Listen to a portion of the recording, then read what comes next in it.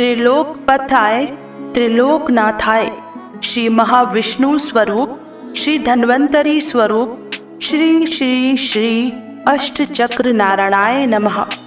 नमस्कार दोस्तों, स्वागत है आपका हमारे चैनल नीलकंठ ज्ञान में। इस चैनल में हम लोग आपको धर्म से संबंधित बातें बताते हैं। सबसे पहले आप सभी को दीपावली की हार्दिक शुभकामनाएं। आज हम आपको धनतेरस की कथा, जिसे सुनने से आती है माँ लक्ष्मी के एवं वैदिक मंत्रों के बारे में बताएंगे। तो दोस्तों, यदि वीडियो पसंद आए तो उसको पूरा जरूर देखें और हमारे चैनल को सब्सक्राइब जरूर करें। तो आइए शुरू करते हैं। जय जय श्री राम, हर हर महादेव। कार्तिक कृष्ण पक्ष की त्रयोदशी तिथि के दिन भगवान धन्वंतरी का जन्म हुआ था, इसलिए इस तिथि को धनतेरस या धनत्रयोदशी के नाम से जाना जाता है। धन्वंतरी जब प्रकट हुई थी तो उनके हाथों में अमृत से भरा कलश था। भगवान धन्वंतरी क्योंकि कलश लेकर प्रकट हुई थी, इसलिए ही इस अवसर पर बर्तन खरीदने की परंपरा है। धनतेरस के दिन चांदी खरीदने की भी प्रथा है। अगर संभव ना हो तो कोई भी बर्तन खरीदें। इसके पीछे यह कारण माना जाता है कि यह चंद्रमा का प्रतीक है, जो शीतलता प्रदान करता है और मन में संतोष रूपी धन का वास होता है। संतोष को सबसे बड़ा धन कहा गया है। जिसके पास संतोष है वह स्वस्थ है, सुखी है और वही सबसे धनवान है।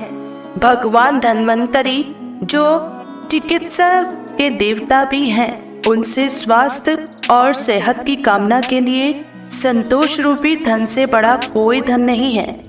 लोग इस दिन ही दीपावली की रात लक्ष्मी गणेश की पूजा हेतु मूर्ति भी खरीदते हैं। तो दोस्तों, आगे बढ़ने से पहले वीडियो आपको पसंद आ रही हो तो चैनल को सब्सक्राइब जरूर से करें।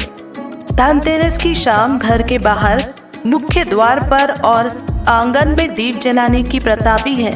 इस प्रथा के पीछे एक लोक कथा है। कथा के अनुसार धनतेरस की कथा, किसी समय में एक राजा थे जिनका नाम हेम था।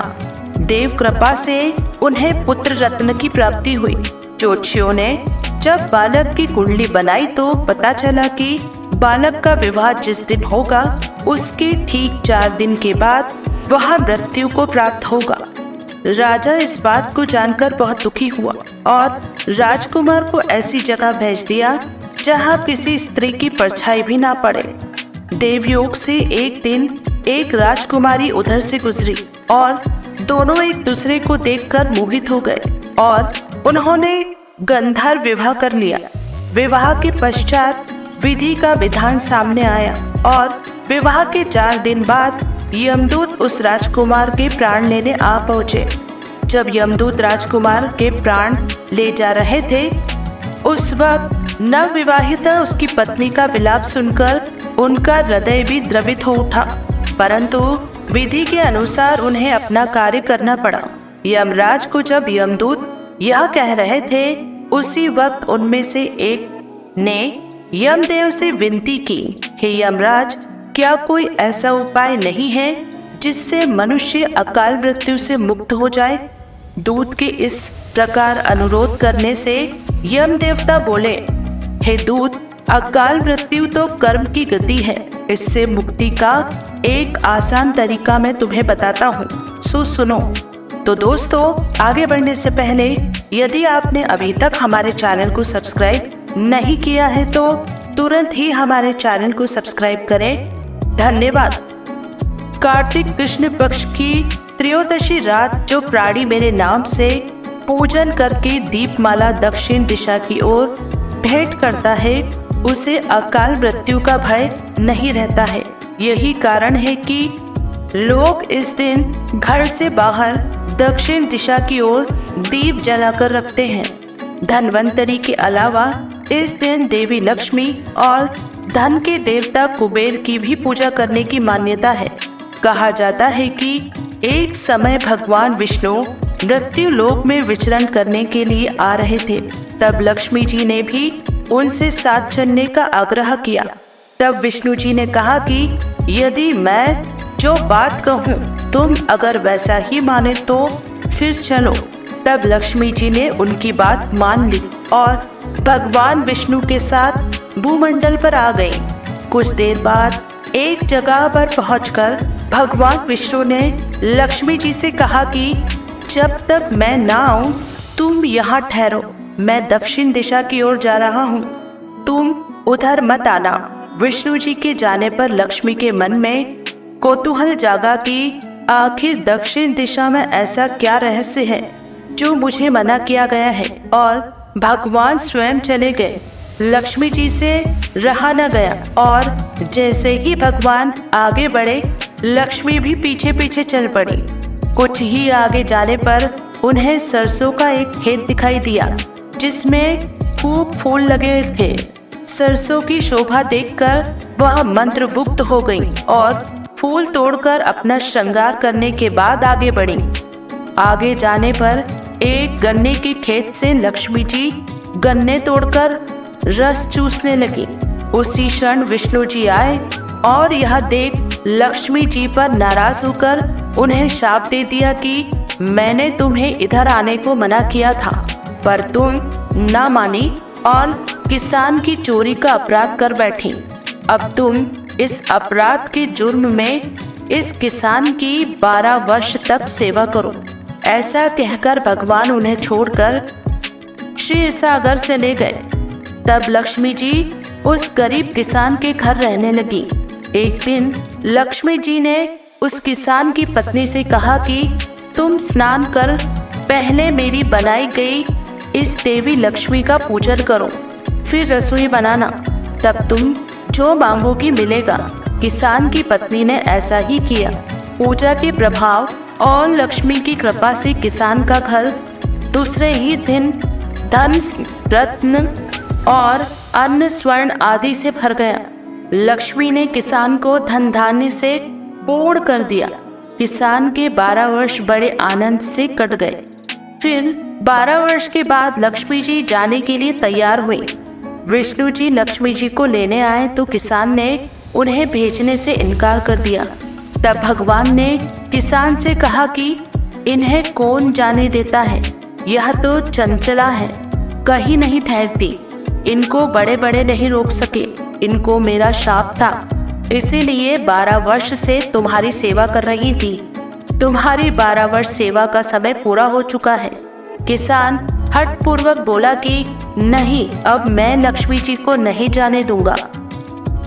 तब लक्ष्मी जी ने कहा कि हे किसान, तुम मुझे रोकना चाहते हो तो जो मैं कहूँ वैसा करो।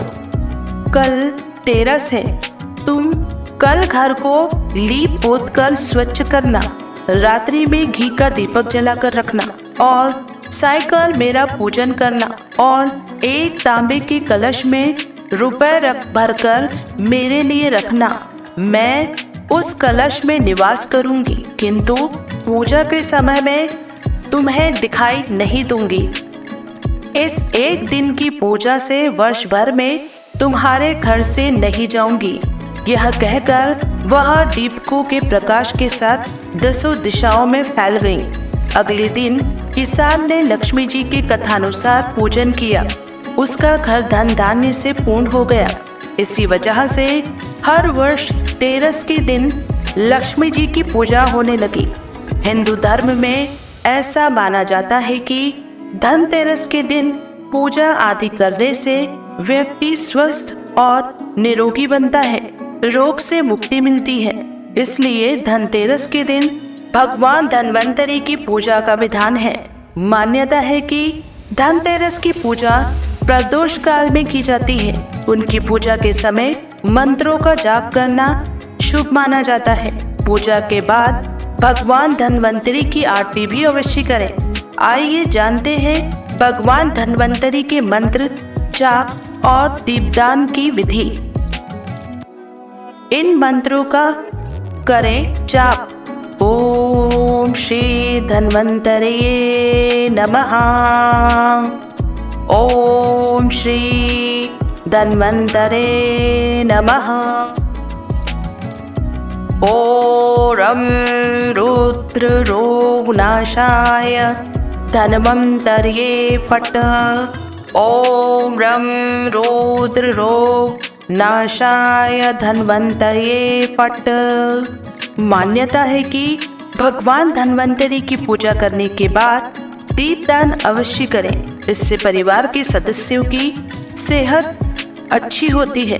वही शाम के समय किया गया दीपदान से परिवार के लोगों को अकाल मृत्यु का भय खत्म होता है। माना जाता है कि ये दीप यमराज को समर्पित होता है। तो दोस्तों, आज के लिए केवल इतना ही।